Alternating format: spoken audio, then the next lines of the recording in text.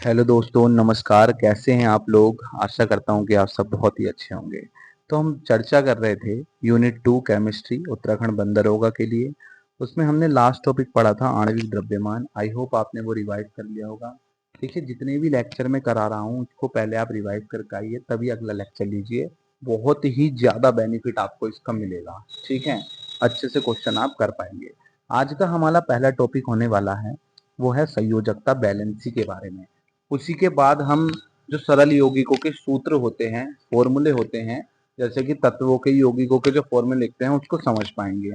देखिए, क्या है कि प्रत्येक तत्व के परमाणु की एक निश्चित संयोजन शक्ति होती है जिसे संयोजकता कहते हैं।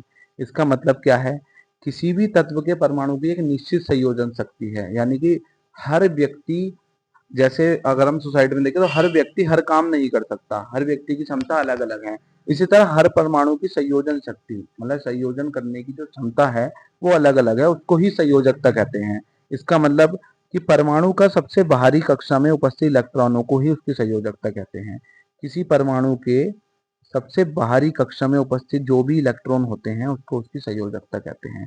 जैसे कि एक नाभिक है परमाणु का, उसके बाहर कुछ कक्षाएं हैं, तो अंतिम कक्षा में जितने इलेक्ट्रॉन उपस्थित होंगे उसको ही उसकी क्या कह देंगे? संयोजकता कह देंगे।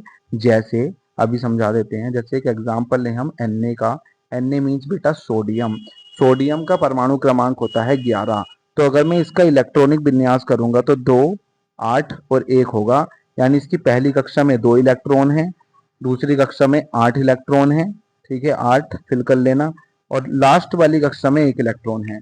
तो इसकी जो संयोजकता होगी वो 1 होगी। 1 क्या होगी? 1 होगी। यानी ये 1 इलेक्ट्रॉन का क्या कर देगा? त्याग कर देगा, अपना अष्टक पूर्ण रखेगा। अभी अष्टक बताएंगे क्या होता है। अभी इतना समझिए, इसकी जो संयोजकता है वो कितनी हो जाएगी? 1 हो जाएगी। खत्म बात। आगे चलते हैं। ठीक है, बोरबरी स्कीम के अनुसार किसी परमाणु का बाह्यतम कक्ष अधिकतम 8 इलेक्ट्रॉन रख सकता है, अर्थात सभी परमाणु अपना अष्टक पूर्ण करना चाहते हैं।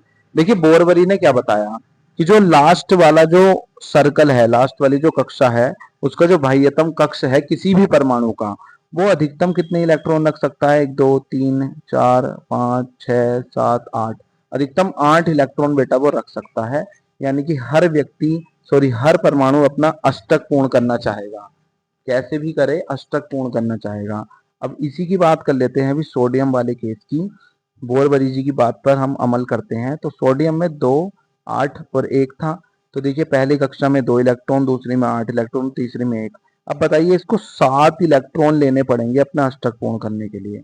कहाँ से ले गए 7 इलेक्ट्रॉन? ठीक है, तो इससे अच्छा ये 1 इलेक्ट्रॉन का त्याग कर देगा और अपना अष्टक पूर्ण कर लेगा, क्योंकि फिर तो इसकी कक्षाएं लास्ट वाली 8 हो जाएगी। ठीक है, जैसे और विस्तार में समझ लेते हैं कि Na 11, पहली कक्षा में 2 इलेक्ट्रॉन, दूसरी कक्षा में 1 2 3 4 5 6 7 8, 8 इलेक्ट्रॉन और लास्ट वाली में 1। अब देखिए, इसकी बाह्यतम कक्षा है 1 इलेक्ट्रॉन, इसको ये त्याग देगा तो कितनी बचेंगी फिर? ये वाली, और इसमें 8 इलेक्ट्रॉन पूरे हैं। ऐसे बोरबरी के नियम का पालन करके अपनी संयोजकता कितनी रखेगा? 1 रखेगा। ठीक है, 7 नहीं, 1 रखेगा। उसी के बाद अन्य परिभाषा में अगर हम जाएं बेटा, तो अन्य परिभाषा में क्या है संयोजकता की? कि परमाणु के बाह्यतम कक्ष में इलेक्ट्रॉन के अष्टक बनाने के लिए जितनी संख्या में इलेक्ट्रॉनों की साझेदारी या स्थानांतरण होता है, या है ना, उसी को उसकी संयोजकता शक्ति या संयोजकता कहते हैं।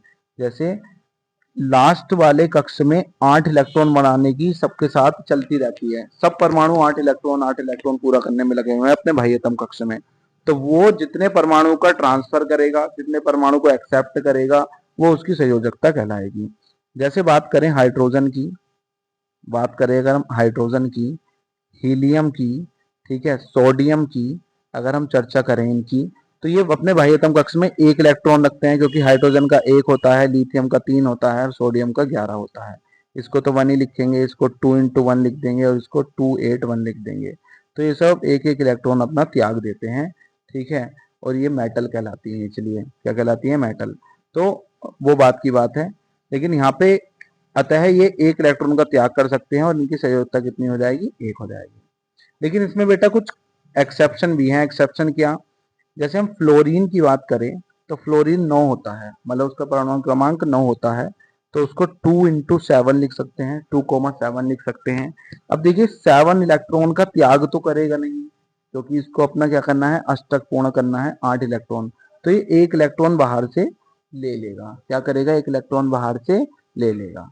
ठीक है, तो इसलिए इसकी संयोजकता 7 हो सकती थी, बट ये 1 इलेक्ट्रॉन का क्या कर लेता है, एक्सेप्ट कर लेता है। ये चीजें आपको छोटी छोटी बातें क्वेश्चन करने में बहुत हेल्प करेंगी। तो क्योंकि अष्टक इसका पूर्ण 7 इलेक्ट्रॉन त्यागना सही नहीं है, 1 इलेक्ट्रॉन लेना इसका सही है। तो मैंने आपको एक्सेप्ट जो वो क्या होते हैं, जैसे ऑक्सीजन की बात करूं तो ऑक्सीजन का होता है 8, यानी कि 2,6। अब ये 6 इलेक्ट्रॉन त्यागेगा नहीं, क्या ले लेगा, 2 इलेक्ट्रॉन ले लेगा। तो इसकी संयोजकता 2 होगी, ना कि 6 होगी। क्योंकि हमने पहले डेफिनेशन पढ़ी थी कि बाह्यतम कक्ष में उपस्थित इलेक्ट्रॉनों की संख्या तो 8 होती है, लेकिन बाद में मैंने आपको क्या बताया कि बाह्यतम कक्ष में जो 8 इलेक्ट्रॉन पूर्ण करने के लिए चाहे उसको इलेक्ट्रॉन त्यागना पड़े या लेना पड़े, वही उसकी संयोजकता कहलाती है। ठीक हो गया, ये बात है। अब हम बात करेंगे अपने नेक्स्ट टॉपिक की, जो बिना संयोजकता के समझ में नहीं आता, वो है सरल यौगिकों के सूत्र, यानी chemical formula for common compounds. मैंने लिखा भी है यहाँ पर। इस टॉपिक को पढ़ने के लिए पहले संयोजकता को पढ़ना पड़ेगा, उनको याद करना पड़ेगा किस एलिमेंट की कितनी संयोजकता होती है, उसके बाद हम इस टॉपिक पर आएंगे। देखिए, आणविक यौगिकों के रासायनिक सूत्र लिखते समय हम पहले संगठक तत्वों के प्रतीक लिखकर उनकी संयोजकता लिखते हैं। तत्पश्चात संयोजकता परमाणुओं की संयोजकता को क्रॉस करके अणु सूत्र लिखते हैं। मैं बताता हूँ क्या लिखी है थ्योरी। सबसे पहले आणविक सूत्र जैसे हमारे पास आया हाइड्रोजन हाइड्रोजन हाइड्रोजन क्लोराइड। ठीक है, हाइड्रोजन क्लोराइड आया। ठीक है भाई, हमने एक तरफ हाइड्रोजन लिखा प्रतीक उसका, और एक तरफ Cl लिखा। उसके नीचे इसकी संयोजकता लिख दी 1, क्लोरीन की संयोजकता 1 होती है, फिर इनका क्रॉस कर दिया, तो इसका जो फॉर्मूला बना वो बना HCl। ये होता है तरीका, ये लिखा है। सबसे पहले आणविक यौगिकों के रासायनिक सूत्र लिखने के लिए पहले उनके प्रतीक लिखते हैं, उनके प्रतीक के नीचे उनकी संयोजकता लिखते हैं, संयोजकता को क्रॉस करते हैं। जैसे Cl की संयोजकता इसके नीचे लिखी जाएगी, इसकी संयोजकता इसके नीचे लिखी जाएगी, 1 1 को लिखते नहीं है, तो यहाँ पे हो गया HCl। एक एग्जाम्पल हो लेते हैं, जैसे ले लेते हैं CCl4।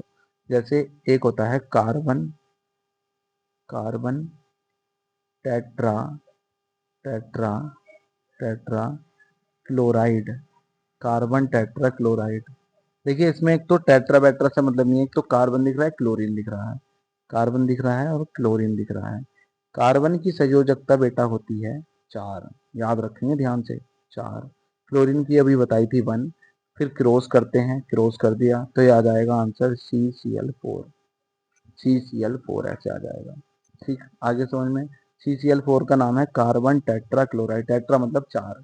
ठीक है, आगे बात करें अगर हम NaNO3 की, यानी सोडियम नाइट्रेट का अगर मुझे फॉर्मूला लिखना है, किसका, सोडियम नाइट्रेट का अगर मुझे फॉर्मूला लिखना है सोडियम नाइट्रेट का, तो कैसे लिखेंगे।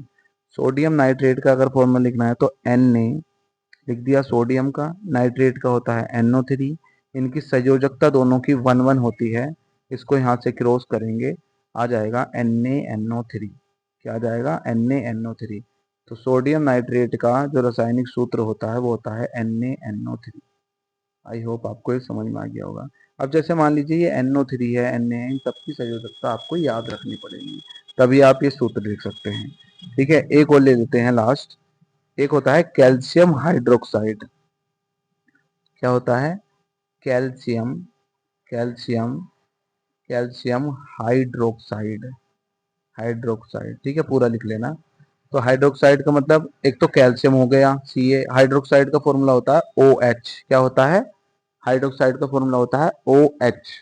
कैल्शियम की संयोजकता होती है 2, इसकी होती है 1, क्रॉस करेंगे तो CaOH का होल ट्वाइस।